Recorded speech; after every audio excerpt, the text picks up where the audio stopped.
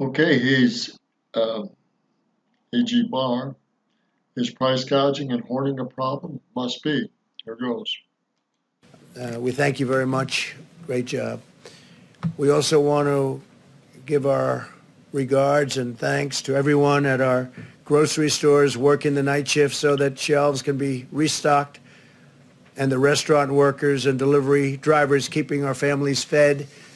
So many of these restaurants, it's incredible. They're doing service where people come and they pick it up, delivery. I mean, it's been incredible what they've been doing.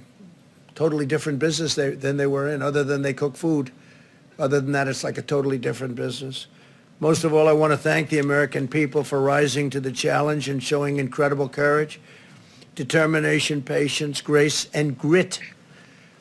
From New York to Seattle and everywhere in between, your acts of selflessness and sacrifice and ingenuity are a powerful testament to the American character.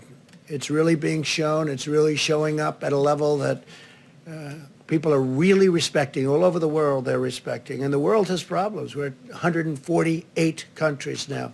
148 countries are affected by the invisible scourge. And all of the uplifting reflections of the American spirit are out there for everyone to see. Together, we will care for our fellow citizens, and we will win this war, and we'll win it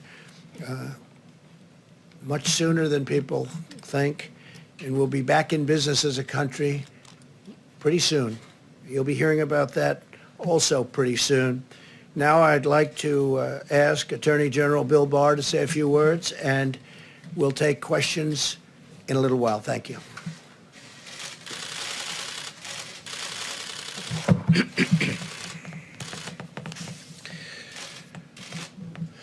Let me start by thanking you, Mr. President, Mr. Vice President, for your decisive leadership in this unprecedented battle to save American lives.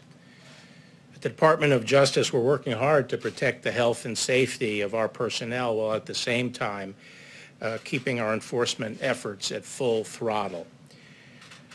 So I'd like to thank all of my colleagues in law enforcement, not just those at the federal level, but of all our state and local partners, the police officers, the sheriff's deputies who are protecting and serving their communities, often at great risk to themselves. What I'd like to do here is start with a few remarks about the order that the President mentioned to ensure the availability of critical medical and health supplies from hoarding and price gouging. On March 18th, the President issued Executive Order 13909 invoking the Defense Production Act with respect to the health and medical resources needed to respond to the spread of COVID-19, including PPE and ventilators.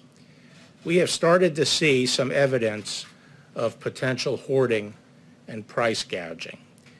And so earlier today, the President signed a second executive order providing the authority to address, if it becomes necessary, hoarding that threatens the supply of those necessary health and medical resources. Under Section 102 of the Defense Production Act, the President is authorized to prohibit the hoarding of needed resources by designating those materials as scarce or as materials whose supply would be threatened by persons accumulating excessive amounts. Once specific materials are so designated, persons are prohibited from accumulating those items in excess of reasonable personal or business needs or for the purpose of selling them in excess of prevailing market prices.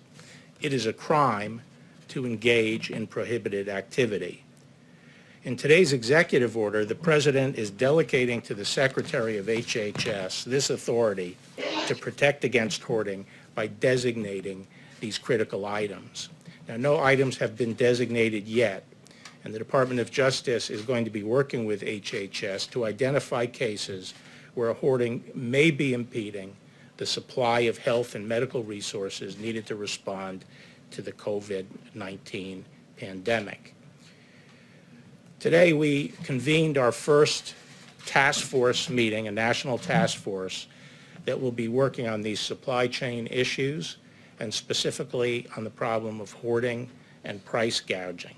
And we are designating in each of our 93 United States Attorney's offices a lead prosecutor who will be responsible in that district for pursuing these cases. I also want to say that we have not waited for this order to be signed. As we have received evidence recently, we have already initiated investigations of activities that are disrupting the supply chain and suggestive of hoarding.